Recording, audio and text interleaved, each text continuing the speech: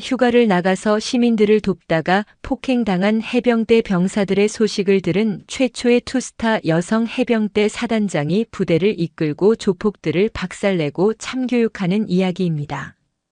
구독과 좋아요를 해주시면 더 좋은 사연으로 보답하겠습니다. 동해의 거친 파도가 하얗게 부서지며 갯바위를 때리는 도시 포항. 이곳의 공기는 단순한 바다 내음 이상의 것을 품고 있었다. 쇠를 녹이는 용광로의 뜨거운 열기와 대한민국 최정예 부대의 자부심에서 뿜어져 나오는 서슬퍼런 기운이 그것이다. 이곳은 대한민국 해병대의 심장, 제1사단 해룡부대의 본거지였다. 한번 해병은 영원한 해병이라는 자부심 하나로 뭉친 젊은이들이 붉은 명찰에 청춘을 새기는 땅. 그들에게 팔강모는 단순한 모자가 아닌 하늘을 이고 바다를 지키는 자존심 그 자체였다. 수색대대 소속의 강태준, 윤민혁, 백승우 병장은 해병 중에 해병으로 통하는 악바리 삼총사였다. 강태준은 리더십과 냉철한 판단력을 지닌 팀의 브레인이었다. 해병대 장교였던 아버지를 따라 입대한 그는 군인으로서의 명예와 책임을 무엇보다 중요하게 생각했다.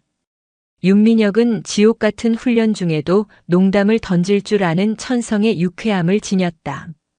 그의 긍정적인 에너지는 고된 군 생활의 활력소였고 동기들 사이에서 스마일 네이비실이라는 엉뚱한 별명으로 불렸다. 마지막으로 백승우는 과묵했지만 그 누구보다 강한 의리와 뜨거운 심장을 가진 행동파였다. 불의를 목격하면 말보다 몸이 먼저 나서는 그의 우직함은 때로 걱정을 사기도 했지만 동료들은 그의 진심을 알기에 늘 그를 믿고 따랐다. 그날은 지옥주 훈련을 무사히 마친 뒤 얻은 꿀 같은 정기 외출이었다. 위병소를 나서는 세 사람의 발걸음은 약속이나 한 듯 부대 앞 허름한 중식당 해룡반점으로 향했다. 해룡반점은 단순한 음식점이 아니었다. 이곳은 해룡부대 출신이라면 누구나 아는 성지이자 고향집 같은 아늑함을 주는 공간이었다. 가게의 주인 김진철 씨는 해룡부대 수색대대 출신의 김상사, 예비역 해병대 중사였다. 그는 현역 시절 수십 번의 실전적 훈련을 통해 살아있는 전설로 불렸던 인물이다. 전역 후에도 그는 포항을 떠나지 않고 후배 해병들을 위해 기꺼이 웍을 잡았다. 그는 해병 후배들에게는 짜장면 값도 제대로 받지 않았고 때로는 묵묵히 술잔을 채워주며 아버지처럼 큰형처럼 그들의 지친 어깨를 다독여 주었다. 가게 곳곳에는 빛바랜 훈련 사진과 무적해병이라 쓰인 붓글씨 액자가 걸려 있어 그의 자부심이 어느 정도인지를 짐작게 했다. 김진철 해병님, 강태준 해병 외 2명 외출 신고합니다. 가게에 들어서자마자 윤민혁이 장난기 섞인 목소리로 외쳤다. 주방에서 뜨거운 불길과 씨름하던 김상사는 땀으로 범벅이 된 얼굴로 돌아보며 호탕하게 웃었다. 이놈의 자식들, 사회에선 그냥 사장님이라고 하랬지. 어서들 앉아라. 오늘은 탕수육이 기가 막히게 준비되어 있다. 세 사람은 익숙하게 자리를 잡고 앉았다. 곧이어 산처럼 쌓인 탕수육과 해물짬뽕, 그리고 간짜장이 테이블을 가득 채웠다. 며칠 동안 전투 식량으로 버텼던 그들은 맹수처럼 음식에 달려들었다. 세상에서 가장 맛있는 음식을 먹는 듯한 그들의 얼굴에는 행복감이 가득했다. 김상사는 그런 그들을 흐뭇한 미소로 바라보았다. 자신의 젊은 시절을 보는 것 같아 가슴 한편이 뭉클했다. 한창 식사가 무르익을 무렵 가게 밖 어두운 골목에서 누군가 거칠게 다투는 소리가 들려왔다. 곧이어 여성의 겁에 질린 비명이 날카롭게 밤 공기를 갈랐다. 순간 식당 안의 모든 소음이 멎었다. 김 상사와 새 해병의 표정이 동시에 굳어졌다. 또 그놈들인가. 김 상사가 나직이 읊조리며 자리에서 일어났다. 백승우는 이미 주먹을 꽉 쥔 채 문 쪽을 노려보고 있었다. 강태준이 그의 어깨를 누르며 속삭였다. 섣불리 나가지 마. 우린 군인 신분이야. 그의 말이 맞았다. 군인의 민간인 시비 개입은 절대 금물이었다. 하지만 이어지는 제발 살려주세요. 저희 아버지 빚 때문이잖아요. 라는 절규는 그들의 발목을 더 이상 묶어둘 수 없었다. 그것은 단순한 시비가 아니었다. 명백한 약자에 대한 폭력이었다. 김 상사가 먼저 가게 문을 열고 나섰다. 새 해병도 그림자처럼 그의 뒤를 따랐다. 골목 안 불량한 차림의 사내 대여섯 명이 앳돼 보이는 여성을 벽으로 몰아붙이고 있었다. 그들은 여성을 희롱하며 가방을 빼앗으려 하고 있었다. 이봐, 어린 아가씨한테 무슨 짓들이야. 김 상사의 낮고 위험 있는 목소리에 사내들의 시선이 쏠렸다. 그들 중 우두머리로 보이는 온몸에 문신을 한 남자가 김 상사를 위아래로 훑어보더니 비웃음을 날렸다. 영감님은 빠져. 우리 동해파가 일 보는데 끼어들었다가 험한 꼴 보기 싫으면. 동해파. 포항 일대에서 불법 어선 운영과 사채업으로 세력을 키우고 있는 신흥 조폭이었다. 그들의 악명은 이미 포항 시내에 자자했다. 해병대 앞에서 일을 봐. 여긴 너희 같은 잡놈들이 설칠 곳이 아니야. 당장 그 아가씨한테서 떨어져. 김 상사의 말에 해병대라는 단어가 나오자 사내들의 표정이 더욱 험악해졌다. 아직도 정신 못 차린 개병대 나부랭이들이 있었네. 오늘 아주 뼈를 분질러 주마. 우두머리가 손짓하자 사내들이 일제히 달려들었다. 그 순간 뒤에 서 있던 백승우가 튀어나가며 가장 앞선 사내의 복부를 정확하게 걷어찼다. 소리와 함께 사내가 쓰러졌다. 그것이 신호였다. 골목은 순식간에 격렬한 싸움터로 변했다. 강태준은 상대의 공격을 유수처럼 흘려보내며 급소를 노렸고 윤민혁은 날렵한 스텝으로 상대의 뒤를 잡아 제압했다. 백승우는 해병대 무적도 기술로 상대의 관절을 꺾었다. 김 상사는 비록 나이는 들었지만 그의 몸에 밴 실전 감각은 여전히 날카로웠다. 하지만 동해파 조직원들은 막무가내로 주먹을 휘두르며 흉포하게 저항했다. 한 조직원이 숨겨둔 단검을 꺼내 강태준을 향해 휘둘렀다. 강태준이 팔로 칼날을 막아내는 아찔한 순간 백승우가 몸을 날려 단검을 든 손목을 걷어찼다. 그 사이 윤민혁이 넘어진 강태준을 일으켜 세웠다. 완벽한 팀워크였다. 그것은 고된 훈련 속에서 생사를 함께하며 다져진 끈끈한 전우애의 발현이었다. 몇 분간의 사투 끝에 동해파 조직원들은 모두 바닥에 나뒹굴었다. 수적으로 불리해진 우두머리는 피를 뱉으며 이 빨간 명찰 새끼들 오늘 일 반드시 후회하게 해주마. 라는 악독한 저주를 퍼붓고 부하들을 챙겨 어둠 속으로 사라졌다. 고요해진 골목에는 새 해병과 김 상사의 거친 숨소리만이 가득했다. 강태준의 팔에서는 피가 흘렀고 모두의 얼굴에는 크고 작은 상처가 생겼다. 하지만 그들의 눈빛에는 후회 대신 옳은 일을 했다는 자부심이 불타고 있었다. 괜찮으십니까? 강태준이 겁에 질려 떨고 있는 여성에게 다가가 물었다. 그녀의 이름은 최서아, 아버지가 동해파의 사채를 쓰는 바람에 협박을 당하고 있었다. 김 상사는 그녀를 다독여 경찰에 신고하게 하고 안전하게 귀가시켰다. 그날 밤 부대로 복귀하는 길 강태준은 자신의 팔에 난 상처를 내려다보았다. 아픔보다 무거운 책임감이 느껴졌다. 사라지던 그 우두머리의 눈빛. 그것은 단순한 분노가 아니었다. 해병 전체를 향한 증오와 복수심이 담겨 있었다. 포항의 어두운 밤바다처럼 예측할 수 없는 검은 파도가 그들의 운명을 향해 서서히 밀려오고 있었다. 포항의 밤을 지배하는 실질적인 권력은 시장이나 경찰서장이 아니었다. 유흥가와 항구를 중심으로 검은 돈을 주무르는 동해파의 보스 마동철이 바로 그 주인공이었다. 그는 2주 전 자신의 부하들을 때려 눕힌 해병대 삼총사에 대한 보고를 받았다.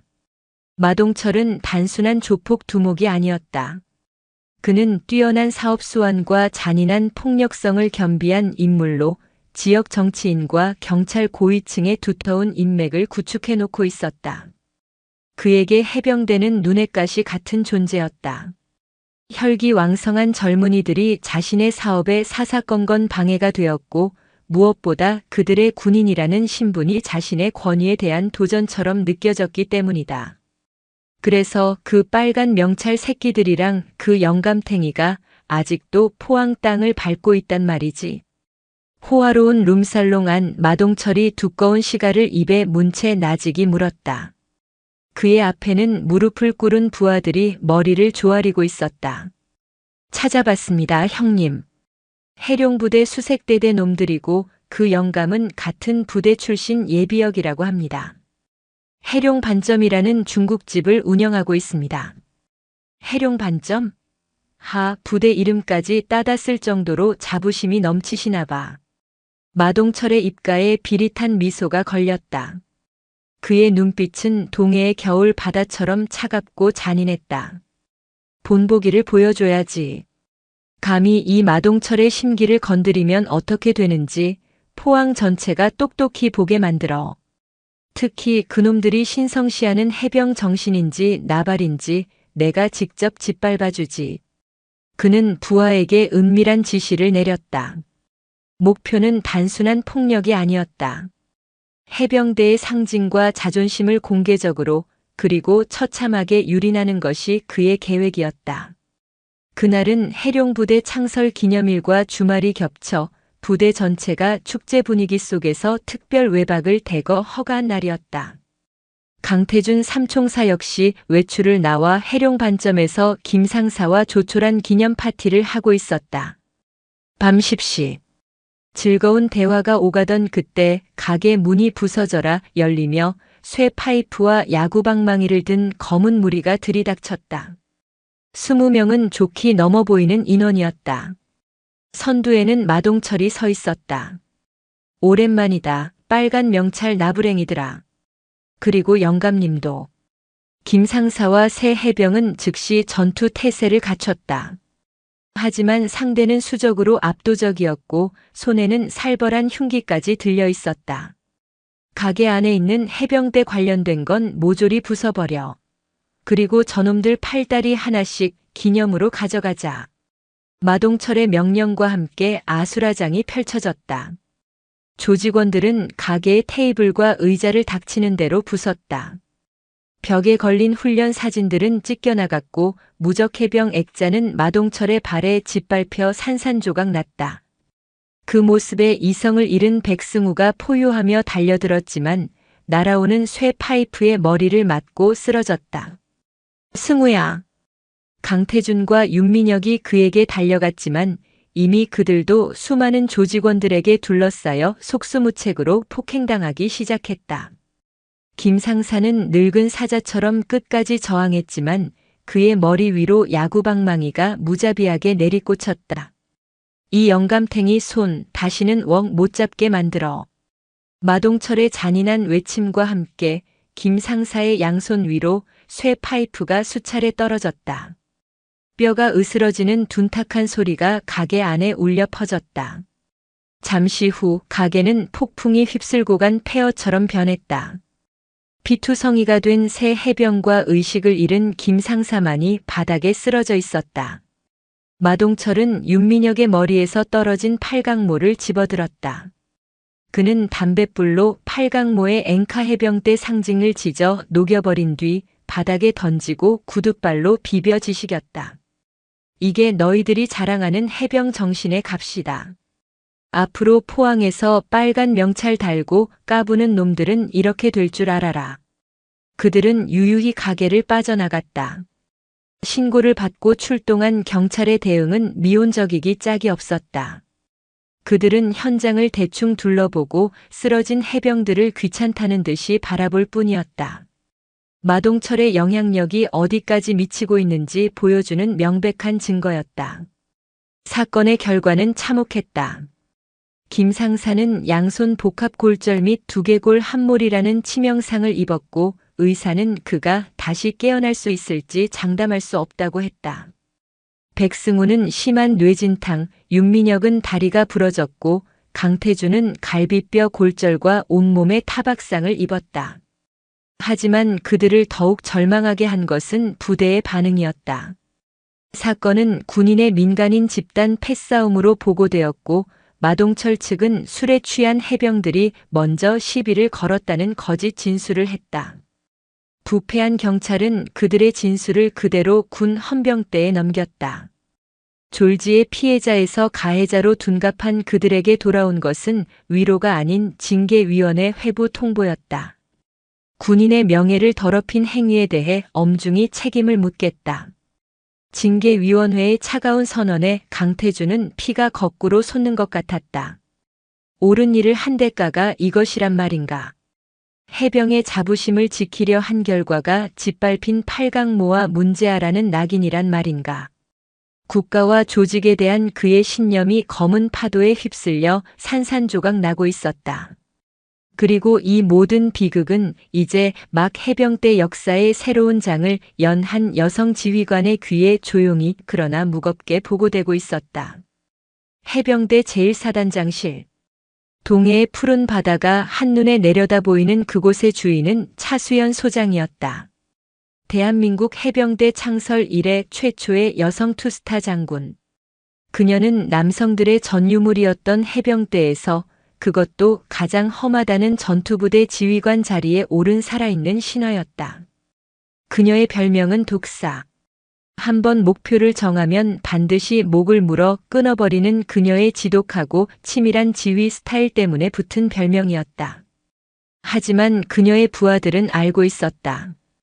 그녀의 차가운 카리스마 뒤에는 자신의 부하들을 위해서라면 기꺼이 독을 삼킬 준비가 되어 있는 뜨거운 심장이 있다는 것을.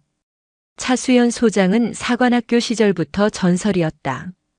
남성 생도들을 압도하는 체력과 천재적인 전술 능력, 그리고 강철 같은 정신력으로 수석을 놓치지 않았다. 소위로 임관한 후에도 그녀는 늘 최전선을 자원했다. 연평도 포격전 당시에는 직접 K-59 자주포를 지휘하며 적진에 수백 발의 포탄을 쏟아부었고 서해 NLL 북방 한계선에서는 고속정을 타고 불법 조업 중국 어선을 납포하는 등 그녀의 군 경력은 실전과 다름없었다. 그녀는 여군이라는 꼬리표를 실력으로 떼어냈고 오직 가장 유능한 해병이라는 평가만으로 자신의 길을 개척해왔다. 그래서 내 새끼들이 가해자로 몰려 징계를 받게 됐다고. 참모장으로부터 사건의 전말을 보고받은 차수연 소장의 목소리는 얼음장처럼 차가웠다. 그녀의 책상 위에는 짓밟히고 불에 그슬린 팔강모 사진이 놓여 있었다. 포항 경찰 측의 수사 기록상으로는 그렇게 처리될 수밖에 없는 상황입니다. 마동철이라는 자가 지역 사회에 미치는 영향력이 상당한 것 같습니다. 영향력? 대한민국 땅에서 우리 해병대 관할 구역에서 조폭 따위의 영향력을 거론하는 건가? 차수연 소장은 자리에서 일어나 창가에 섰다. 연병장에서는 수백 명의 해병들이 함성을 지르며 IBS 고무보트 훈련을 하고 있었다. 저 붉은 명찰 하나에 모든 청춘을 건 아이들이다. 저 팔강모 하나에 목숨을 거는 아이들이다. 그런데 그 상징이, 그 자존심이 길거리 양아치들에게 짓밟혔다. 그리고 조직은, 국가는 그들을 보호해주지 못했다. 이건 단순히 병사 몇 명의 폭행 사건이 아니야. 이건 우리 해병대 전체에 대한 선전포고다. 그녀는 즉시 자신의 직속 정보참모를 호출했다. 해병 대사령부 정보처 시절부터 그녀와 손발을 맞춰온 인물이었다. 동해파 마동철. 그놈에 대해 알아봐. 자금줄, 약점, 거래관계, 비호 세력까지. 먼지 한 톨까지 전부 다 털어와. 며칠 후 그녀의 책상 위에는 마동철과 동해파의 모든 비리가 담긴 두꺼운 보고서가 올라왔다. 불법 사채, 밀수, 폭력 행위는 물론 지역 경찰과 정치인에게 정기적으로 상납한 뇌물 장부까지. 예상보다 훨씬 더 깊고 견고하게 부패의 뿌리가 뻗어 있었다. 정상적인 방법으로는 이길 수 없는 싸움이었다. 차수연 소장은 깊은 고뇌에 빠졌다. 이대로라면 자신의 부하들은 전과자가 되고 김진철 중사는 식물인간이 될 수도 있었다. 무엇보다 해병대의 자존심은 회복 불가능한 상처를 입게 될 것이다. 그녀는 선택의 기로에 섰다. 시스템의 논리 뒤에 숨어 지휘관의 안위를 지킬 것인가, 아니면 최초의 여성 사단장이라는 타이틀과 군복을 모두 벗을 각오로 이 썩어빠진 판을 뒤엎을 것인가. 그녀는 수화기를 들었다. 수색 대대장 하정훈 중령. 지금 즉시 내 방으로. 하정훈 중령은 차수연 소장이 가장 아끼고 신뢰하는 부하였다. 해병대 최정예 특수수색대 출신으로 그 어떤 상황에서도 임무를 완수해내는 최고의 야전 지휘관이었다. 하중령. 자네에게 비공식 임무를 하나 맡기려 하네. 사단장실에 들어선 하정훈 중령에게 차수연 소장은 보고서 뭉치를 건넸다. 보고서를 읽어내려가는 하중령의 얼굴이 분노로 굳어졌다. 사단장님, 그래. 이건 군사작전이 될 수 없어. 세상에 알려지는 순간 우리는 반란군이 되는 거야. 자네와 나 그리고 작전에 참여하는 모든 대원들의 목이 날아갈 수도 있네. 차수연 소장의 눈빛은 독사처럼 날카롭게 빛나고 있었다. 하지만 이대로 침묵한다면 우리는 해병이 아니야. 불의와 타협하는 군대는 존재할 이유가 없어. 나는 내 새끼들의 짓밟힌 명예를 그리고 우리 해병대에 꺾인 자존심을 되찾으려 하네. 자네 나와 함께 이 지옥에 뛰어들 수 있겠나? 하정훈 중령은 말없이 차수연 소장을 바라보았다. 그녀의 눈에서 그는 자신이 평생을 바쳐 따르기로 맹세했던 진정한 지휘관의 모습을 보았다. 언제 어디를 치면 되겠습니까? 그 대답에 차수연 소장의 입가에 처음으로 옅은 미소가 번졌다. 작전명은 포효하는 해룡이다. 그녀는 포항 시내 지도를 펼쳐 동해파의 본거지인 한 수산물 가공 공장을 가리켰다. 목표는 마동철 생포 및 조직원 전원 무력화. 그리고 그들의 범죄 증거를 완벽하게 확보한다. 단 우리 군의 개입 흔적은 단 하나도 남겨서는 안 돼.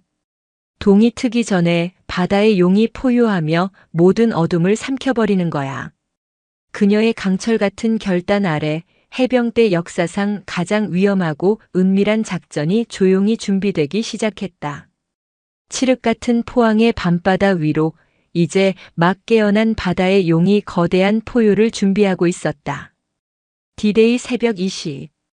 포항의 밤은 짙은 해무에 잠겨 있었다. 달빛마저 삼켜버린 어둠 속에서 오직 부서지는 파도 소리만이 끈질기게 생명을 알리고 있었다. 바로 그 시각 동해파의 본거지인 외곽의 한 수산물 가공 공장 주변으로 강철의 그림자들이 소리 없이 집결하고 있었다. 하정훈 중령이 이끄는 해병대 제1사단 특수수색대 정예 요원 24명. 그들은 단순한 병사가 아니었다. 수중 파괴 UDT, 고공강화 HALO, 산악전 등 모든 종류의 특수작전 훈련을 마스터한 인간 병기들이었다. 그들의 얼굴에는 위장 크림이 짙게 칠해져 있었고 눈빛은 눈앞의 목표물에만 고정되어 있었다. 손에 쥔 K-원어 기관단총의 차가운 감촉만이 그들이 지금부터 벌일 일이 현실임을 일깨워주고 있었다. 작전명 포효하는 해룡. 작전 계획은 한편의 교향곡처럼 정교했다. 한 개 조는 육로를 통해 공장의 후방을 차단하고 나머지 2개 조는 한국형 상륙 돌격장 갑차 KAAV 2대에 분승하여 바다로부터 접근 공장 바로 앞 부두에 기습 상륙하여 정면을 돌파하는 것이 핵심이었다. 민간 통신망과 전력은 해상 기상 악화로 인한 설비 고장으로 위장되어 일시적으로 마비될 예정이었다. 이것은 바다를 지배하는 해병대만이 구사할 수 있는 대담하고 입체적인 작전이었다. 새벽 2시 30분. 해안선에서 수킬로미터 떨어진 해상. 차수연 사단장은 지휘함 브릿지에서 야간 투시경으로 목표 지점을 응시하고 있었다. 그녀의 옆에는 지휘용 통신 장비만이 불길한 빛을 내고 있었다. 바이퍼, 여기는 시 드래곤 1-2. 목표 지점 500m 전. 상륙 준비 완료. KAAV에 탑승한 하정훈 중령의 목소리가 무전기를 통해 흘러나왔다. 라저. 계획대로 진행. 용의 포효를 저들에게 들려주도록. 차수현 사단장의 명령이 떨어지기 무섭게 육중한 강철 고래 2마리가 수면 위로 솟구치듯 속도를 높였다. KAAV는 무시무시한 굉음을 내며 물살을 갈랐고 몇 분 지나지 않아 목표 지점인 부두의 육중한 몸체를 부딪히며 상륙했다. 쿠구궁 하는 굉음과 함께 장갑차의 전면 램프가 열리고 검은 전투복의 해병들이 함성을 지르며 쏟아져 나왔다. 작전 개시. 저항하는 자는 모두 제압하라. 하정훈 중령의 외침과 동시에 공장 일대의 모든 불빛이 꺼졌다.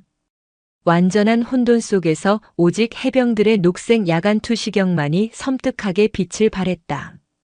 공장 내부에서는 마동철과 그의 핵심 조직원들이 밀수한 다이아몬드를 걸고 도박판을 벌이고 있었다. 갑작스러운 굉음과 정전에 당황한 그들이 우왕좌왕하는 사이 해병들은 이미 공장의 모든 출입구를 장악하고 내부로 진입하고 있었다.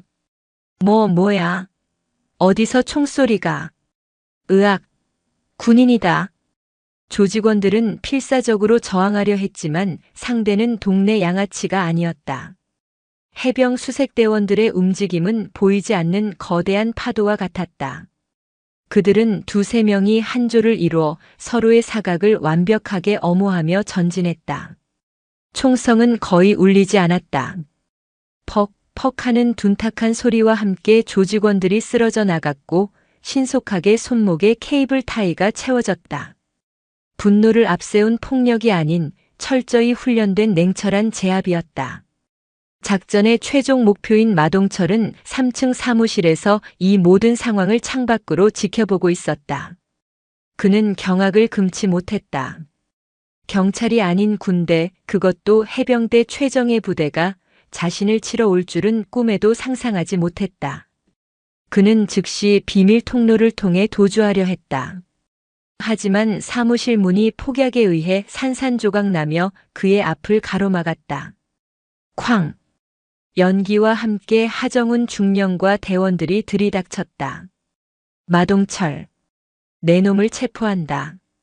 하정훈 중령의 총구가 정확하게 그의 심장을 겨누고 있었다. 마동철은 마지막 발악을 하듯 책상 서랍에서 권총을 꺼내들었다. 하지만 그가 방아쇠를 당기기도 전에 하 중령의 발차기가 그의 손목을 정확하게 가격했다. 쨍그랑 소리와 함께 권총이 바닥에 떨어졌다. 이럴 순 없어. 내가 누군지 알아. 차수현 그 미친 엑스이 시킨 짓이냐. 마동철은 바닥에 제압당한 채 악을 썼다. 하정훈 중령은 그의 멱살을 잡아 올리며 차갑게 말했다. 그분의 존함을 더러운 입에 담지 마라. 그리고 똑똑히 들어도 내 놈이 짓밟은 건 단순한 모자가 아니야. 대한민국 해병대 전체의 명예다. 그는 마동철의 책상 위에 있던 노트북과 장부들을 가리켰다. 그 안에는 그의 모든 범죄 기록이 담겨 있었다. 작전 개시 25분.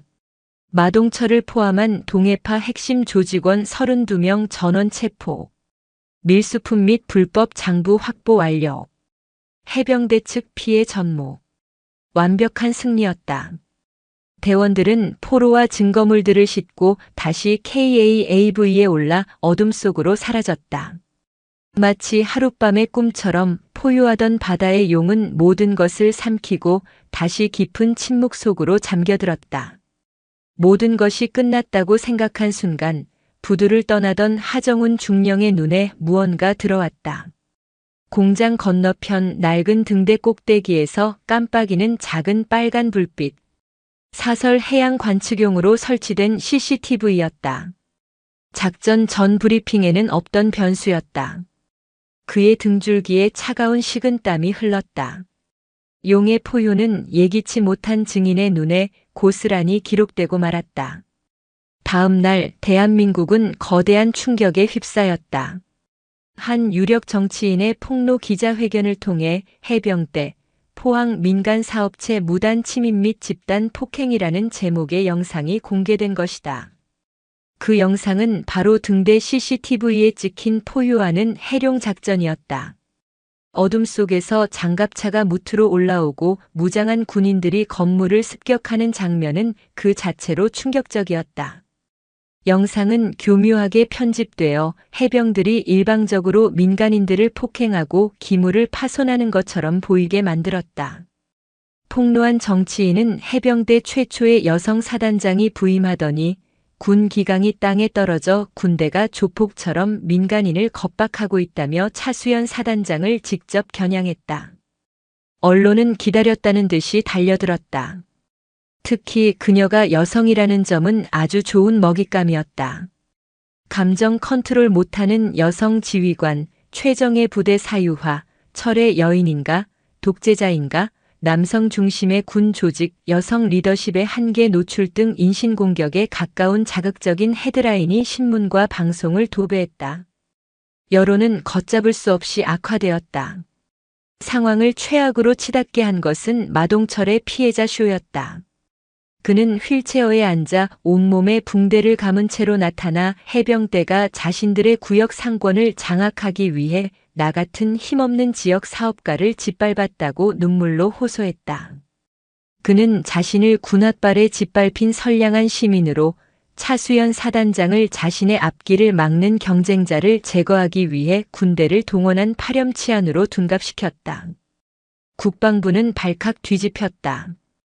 특히 해병대를 못마땅하게 생각하던 육군 출신 고위 장성들은 이 기회에 해병대 기강을 바로 잡아야 한다며 목소리를 높였다. 결국 국방부 장관 직속의 특별조사위원회가 꾸려졌고 차수연 소장과 하정운 중령은 즉시 직위 해제되었다. 해병대 창설 이래 최초의 여성 장군이 임명된 지 채 1년도 되지 않아 최악의 스캔들로 추락하는 순간이었다.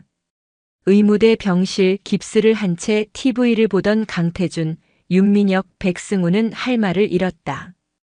자신들의 명예를 되찾아주려던 영웅이 한순간에 온 국민의 적이 되어 있었다.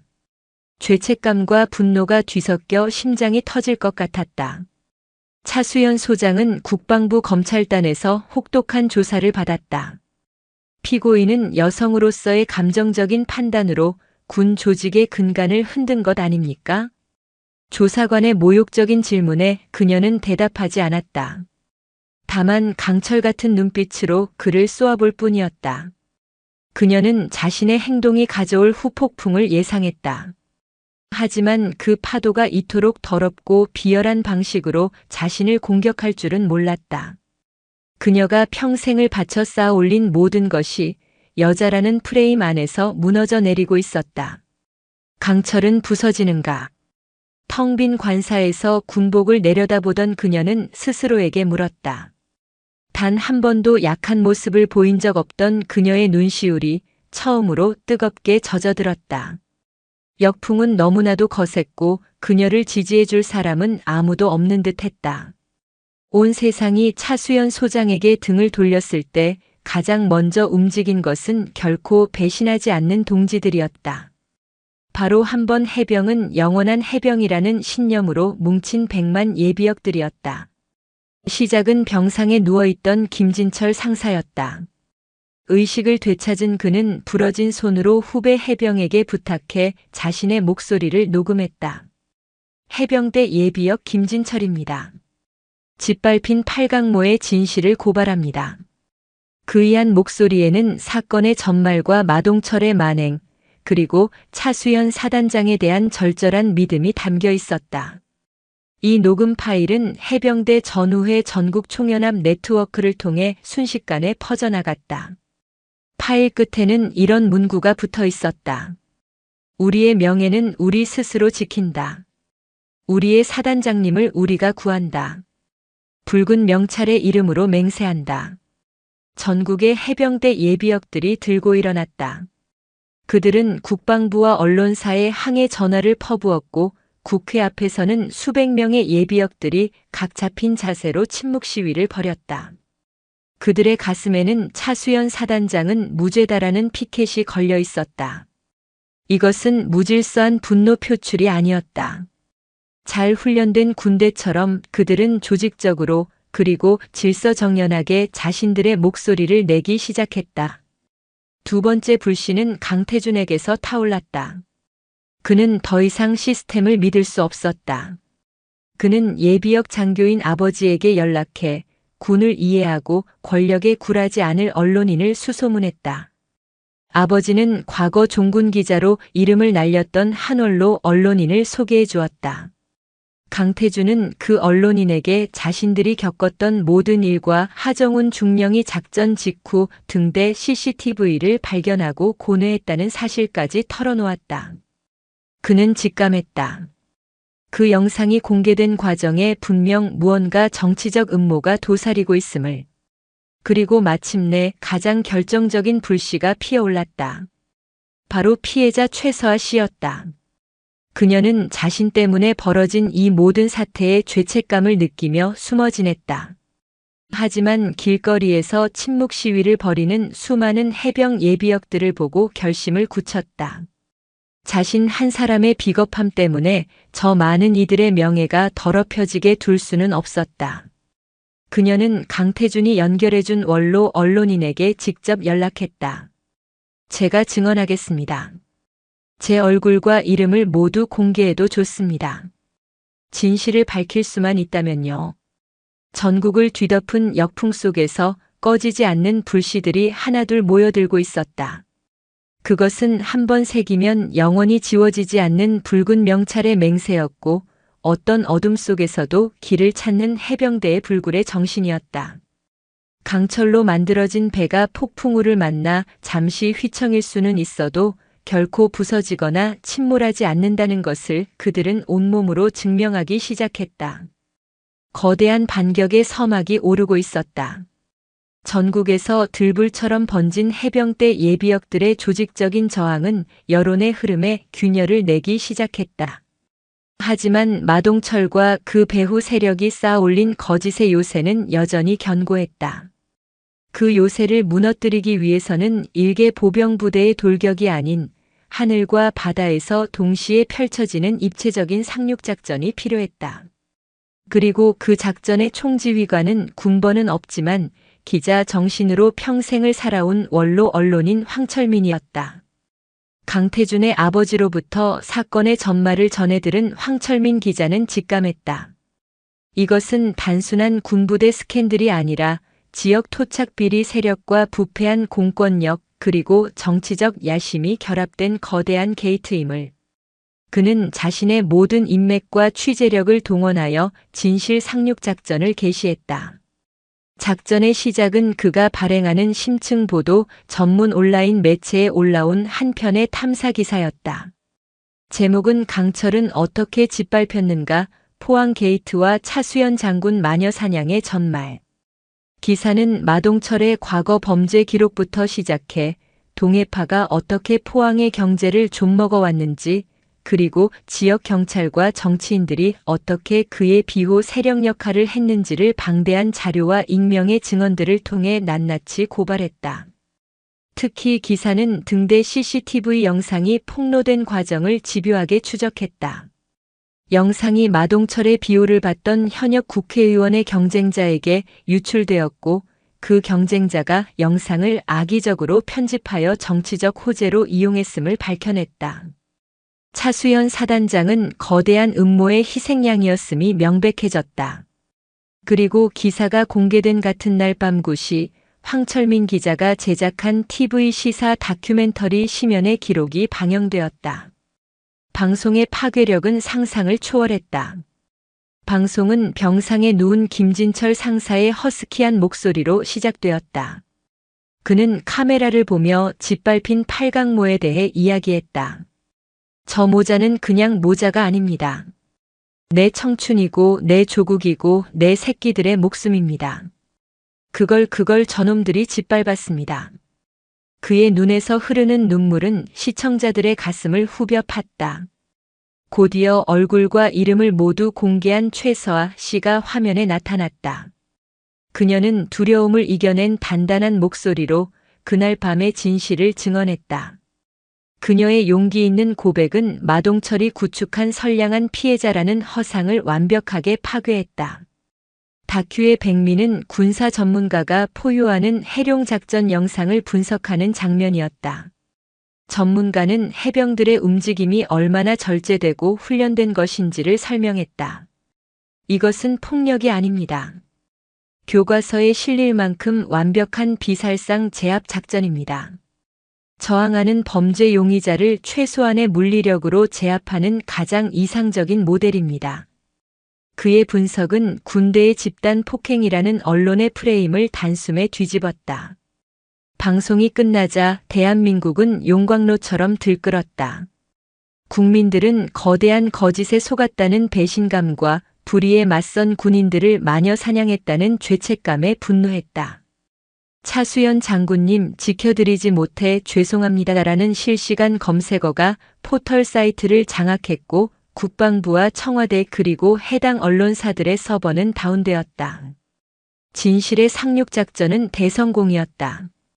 거짓의 해안선은 무너졌고 여론의 고지는 완벽하게 탈환되었다.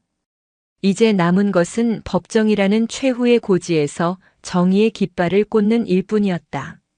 군사재판은 국민적 영웅이 된 차수연 소장과 국민적 역적이 된 군, 검찰의 대결 구도로 전환되었다. 법정은 매일같이 방청객으로 가득 찼고 그들의 손에는 우리가 차수연이다, 해병대는 무죄다라는 피켓이 들려 있었다. 변호인 측은 결정적인 증인으로 하정훈 중령을 내세웠다. 피고인석이 아닌 증인석에 선 그는 재판장을 향해 우렁차게 경례를 붙이고 증언을 시작했다. 존경하는 재판장님, 저는 그날 작전을 지휘한 것을 단 한순간도 후회하지 않습니다. 지휘관의 첫 번째 임무는 국가를 지키는 것이고 두 번째 임무는 부하를 지키는 것입니다. 그리고 때로는 부하를 지키는 것이 곧 국가를 지키는 길이 되기도 합니다. 그는 차수연 사단장의 리더십에 대해 증언했다. 그녀가 얼마나 부하들을 아끼고 군의 명예를 소중히 여기는 지휘관인지를, 그리고 이번 결정이 얼마나 깊은 고뇌 끝에 내려진 결단이었는지를 힘주어 말했다. 사단장님은 저희에게 전진하라고 명령하신 것이 아닙니다. 내가 앞장설 테니 나를 따르라고 말씀하셨습니다. 그것이 제가 아는 참된 해병 지휘관의 모습입니다. 그리고 마침내 차수연 소장이 증언대에 섰다. 법정의 모든 소음이 사라지고 숨소리조차 들리지 않는 침묵이 흘렀다. 그녀는 피고인이 아닌 역사를 증언하는 자의 모습으로 당당하게 입을 열었다. 저는 법을 어겼습니다. 대한민국의 군인으로서, 사단장으로서 실정법이 정한 절차를 뛰어넘었습니다. 그 사실을 인정하고 그 어떤 비판도 겸허히 받아들이겠습니다. 모두가 의아해하는 그 순간 그녀의 목소리는 강철처럼 단단해졌다. 하지만 저는 묻고 싶습니다. 해병대는 왜 존재합니까?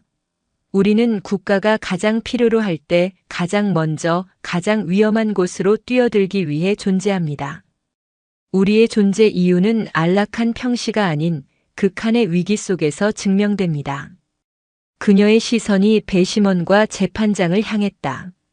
제 부하들은 그리고 우리 해병대의 자존심은 법과 시스템이 외면한 위기 상황에 처해 있었습니다. 저는 지휘관으로서 그 위기의 최전선에 뛰어들었을 뿐입니다. 사람들은 제게 최초의 여성 장군이라는 무거운 짐을 주셨습니다. 그리고 그 짐 때문에 제가 소극적으로 행동하리라 기대했을지도 모릅니다. 하지만 저는 그 짐을 불의 앞에서 망설이는 변명으로 삼고 싶지 않았습니다. 오히려 그 짐 때문에 더욱더 해병다운 결정을 내려야만 했습니다. 그녀는 마지막으로 숨을 한 번 고르고 법정 전체를 울리는 목소리로 말했다. 판단은 재판부의 몫입니다. 저를 심판하십시오. 그러나 이것 하나만은 기억해 주시기 바랍니다. 강철은 불에 달궈지고 수없이 두들겨 맞아야 비로소 더 단단해지는 법입니다. 저와 우리 해병대는 이 시련을 통해 더욱 강하고 날카로운 대한민국의 검이 될 것입니다. 그녀의 연설이 끝나자 방청석에서는 와 하는 함성과 함께 기립박수가 터져 나왔다. 그것은 피고인을 향한 응원이 아니었다. 불의에 맞선 한 인간의 위대한 승리에 대한, 그리고 강철 같은 해병 정신에 대한 존경과 찬사였다. 판결 선고일. 재판장은 판결문을 낭독하기 시작했다. 법정안은 물을 뿌린 듯 조용했다. 이에 본 재판부는 피고인들의 행위가 형식적인 법규를 초월하여 위기에 처한 부하를 구하고 군의 명예를 지키려 한 지휘관의 정당한 책무 수행으로 판단, 군형법 제16조 정당행위에 의거하여 주문 피고인 차수연, 하정운에게 모두 무죄를 선고한다. 땅, 땅, 땅. 의사봉 소리와 함께 역사는 새로 쓰였다. 법정은 떠나갈 듯한 환호와 대한민국 해병대 만세라는 함성으로 가득 찼다. 차수연 소장은 조용히 눈을 감고 자신을 믿어준 모든 이들에게 마음속으로 경의를 표했다. 이 강철의 판결은 모든 것의 시작이었다. 대검찰청은 즉시 동해파 및 지역 유착 비리 특별수사본부를 설치했다. 해병대가 확보한 증거와 국민적 제보 그리고 양심 선언이 쏟아졌다. 결국 마동철과 동해파 조직원들은 물론 그들에게 뇌물을 받고 비리를 눈감아준 경찰, 공무원, 정치인들까지 모조리 구속되어 법의 엄정한 심판을 받았다. 포항을 뒤덮었던 검은 파도는 완전히 걷혔다. 재판이 끝난 후 차수연 소장은 조용히 김진철 상사가 입원한 병실을 찾았다. 이제는 깁스를 풀고 재활 치료를 받고 있는 김 상사는 그녀를 보자 군기가 바짝 든 해병의 모습으로 침대에서 일어나려 애썼다. 편히 계십시오, 선배님. 차수연 소장이 그의 어깨를 부드럽게 눌렀다. 두 사람은 말없이 서로를 바라보았다. 그 눈빛 속에는 수많은 감사와 존경, 그리고 함께 시련을 이겨낸 전우만이 나눌 수 있는 깊은 유대감이 담겨 있었다. 사단장님 덕분에 우리 해병대 죽지 않았습니다. 김 상사의 거친 손을 차수연 소장이 두 손으로 따뜻하게 맞잡았다. 차수연 장군 사건은 대한민국 군과 사회 전체를 바꾸는 계기가 되었다. 국회는 차수연 법이라 불리는 군인 명예보호 및 정당행위 특별법을 통과시켜 군인이 공공의 이익을 위해 행동했을 때 더욱 폭넓게 보호받을 수 있는 길을 열었다. 몇 년의 시간이 흘렀다. 차수연 소장은 대한민국 최초의 여성 해병 대사령관 중장으로 진급했다. 그녀는 군의 개혁을 이끌며 전투력뿐만 아니라 인권과 명예를 존중하는 강한 해병대를 만드는 데 헌신했다. 그녀의 리더십 아래 해병대는 국민에게 가장 신뢰받는 조직으로 거듭났다. 강태준, 윤민혁, 백승우는 영웅으로 전역했다. 강태준은 아버지의 뒤를 이어 해병대 장교가 되었고 최전방에서 부하들을 지휘하고 있었다. 윤민혁은 특유의 긍정 에너지로 벤처 사업을 성공시켜 청년 사업가로 이름을 날렸고 백승우는 해양경찰 특공대 SSAT에 들어가 자신의 방식으로 대한민국 바다를 지키고 있었다.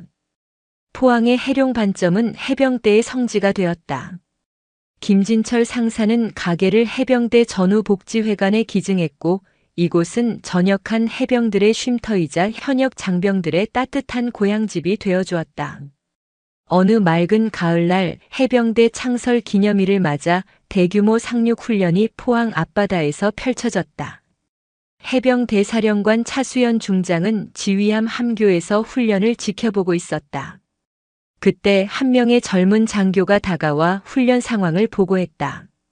사령관님께 보고합니다. 제1상륙 돌격대대장 강태준 대위, 상륙 목표 지점 확보 완료. 이상. 늠름한 대위가 된 강태준이었다.